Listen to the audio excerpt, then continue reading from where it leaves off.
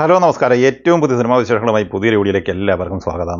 പ്രണവും മോഹൻലാൽ നായകനെ രാഹുൽ സദാശിവൻ തിരക്കഥ സംവിധാനം ചെയ്ത് ഒക്ടോബർ 31 വെള്ളിയാഴ്ച തിരഞ്ഞെടുത്തി ബ്ലോക്ക് ബസ്റ്റർ വിജയത്തിലേക്ക് നീങ്ങിക്കൊണ്ടിരിക്കുന്ന മലയാള സിനിമയാണ് DS ഈറെ. ചിത്രം ആദ്യ ബുധനാഴ്ച കൂടിയ 6ാം ദിവസത്തിലേക്കാണ് ഇന്ന് എത്തി നിൽക്കുന്നത്. ഈ ചിത്രത്തിന്റെ ഇന്നലെ ചൊവ്വാഴ്ച വരെയുള്ള ആദ്യ 5 ദിവസത്തെ Kerala rest of India world wide collection report പുറത്തു വന്നിരിക്കുകയാണ്. അതുപ്രകാരം ഈ സിനിമ ഇന്നലെ കേരളത്തിൽ കളക്ട് ചെയ്തത് 2,35,00,000 രൂപയാണ്.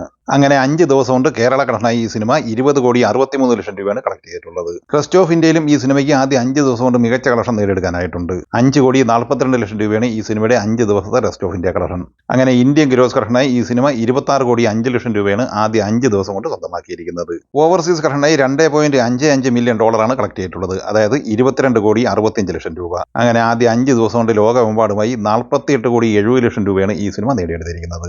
6ാം ദിവസമായ ബുധനാഴ്ച ഈ സിനിമയുടെ കേരള കളക്ഷൻ പ്രതീക്ഷിക്കുന്നത് 1,90,00,000 2 കോടി റേഞ്ചിലാണ്. അങ്ങനെ 6 ദിവസം കൊണ്ട് കേരള കളക്ഷനായി 22,50,00,000 റേഞ്ചിലാണ് ഈ സിനിമ എത്തിച്ചേർന്നിട്ടുള്ളത്. 6ാം ദിവസമായ ബുധനാഴ്ച ലോകമെമ്പാടുമായി 3,50,00,000 റേഞ്ചിൽ കളക്ഷനാണ് പ്രതീക്ഷിക്കുന്നത്.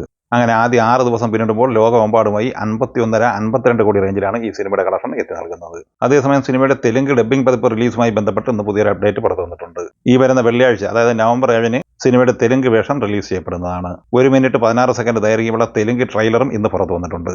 പ്രഭാസ് നായകനായി SS രാജമൗലി തിരക്കഥ സംവിധാനം ചെയ്ത് റീ റിലീസായി ഒക്ടോബർ 31 തിയേറ്ററിലെത്തിയ ബാഹുബലി ദി എപ്പിക്ക് 5ാം ദിവസം കൂടിയ ഇന്നലെ ചൊവ്വാഴ്ച കേരളത്തിൽ 7,60,60,000 രൂപ കളക്ട് ചെയ്തിട്ടുണ്ട്. 5 ദിവസം കൊണ്ട് 1,04,00,000 രൂപയാണ് ഈ സിനിമയുടെ കേരള കളക്ഷൻ. 6ാം ദിവസമായ ഇന്ന് ബുധനാഴ്ചയും ഈ സിനിമയുടെ കേരള കളക്ഷൻ പ്രതീക്ഷിക്കുന്നത് 7-8 ലക്ഷം റേഞ്ചിൽ തന്നെയാണ്. അങ്ങനെ 1,10,00,000 മുകളിൽ ഈ സിനിമയുടെ കേരള കളക്ഷൻ എത്തി നിൽക്കുകയാണ്. സിനിമയുടെ 6 ദിവസത്തെ വേൾഡ് വൈഡ് കളക്ഷൻ പ്രതീക്ഷിക്കുന്നത് 47 കോടി റേഞ്ചിലുമാണ്.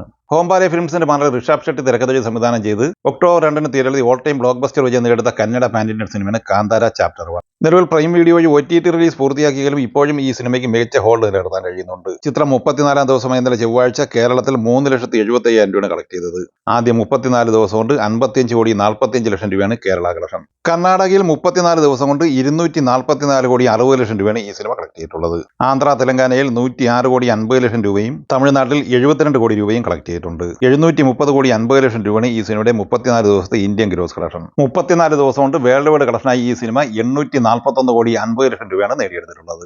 ഒക്ടോബർ 16 വ്യാഴാഴ്ച ദീപാവലി റിലീസായി തിയേറ്ററിൽ മികച്ച വിജയം നേടിയെടുത്ത മലയാള സിനിമയാണ് ദി പെറ്റി ഡിറ്റക്റ്റീവ്. ഷറഫുദ്ദീൻ നായകനായി പ്രണീഷ് വിജയൻ തിരക്കഥ സംവിധാനം ചെയ്ത ഈ സിനിമ ഷറഫുദ്ദീൻ ഗോകുലം മൂവീസ് എന്നിവർ ചേർന്നാണ് നിർമ്മിച്ചിട്ടുള്ളത്. ചിത്രം 20ാം ദിവസമായ ഇന്നലെ ചൊവ്വാഴ്ച കേരളത്തിൽ 11,50,000 രൂപയാണ് കളക്ട് ചെയ്തത്.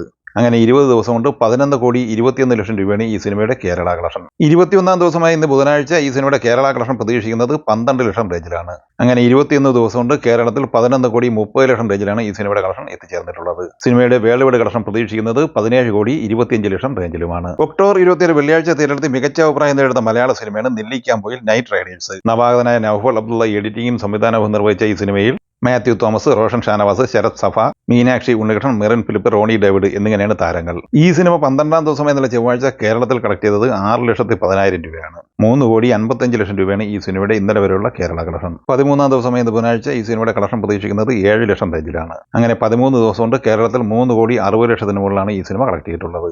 സിനിമയുടെ വേൾഡ് വൈഡ് കളക്ഷൻ പ്രതീക്ഷിക്കുന്നത് ഏകദേശം 4,70,00,000 റേഞ്ചിലുമാണ്. രത്തീന PT സംവിധാനം ചെയ്ത് ഒക്ടോബർ 17-ന് തിയേറ്ററിലെത്തിയ മലയാള സിനിമയാണ് പാതിരാത്രി. സൗബിൻ ഷാഹിർ, നവ്യ നായർ എന്നിവരായിരുന്നു ഈ സിനിമയുടെ പ്രധാന താരങ്ങൾ. 19ാം ദിവസമായ ഇന്നലെ ചൊവ്വാഴ്ച ഈ സിനിമ കേരളത്തിൽ കളക്ട് ചെയ്തത് 1,10,000 രൂപയാണ്. അങ്ങനെ 19 ദിവസം കൊണ്ട് കേരളത്തിൽ 2,51,00,000 കളക്ട് ചെയ്ത ഈ സിനിമ വേൾഡ് വൈഡ് കളക്ഷനായി സ്വന്തമാക്കിയിരിക്കുന്നത് 3,06,00,000 റേഞ്ചിലാണ്.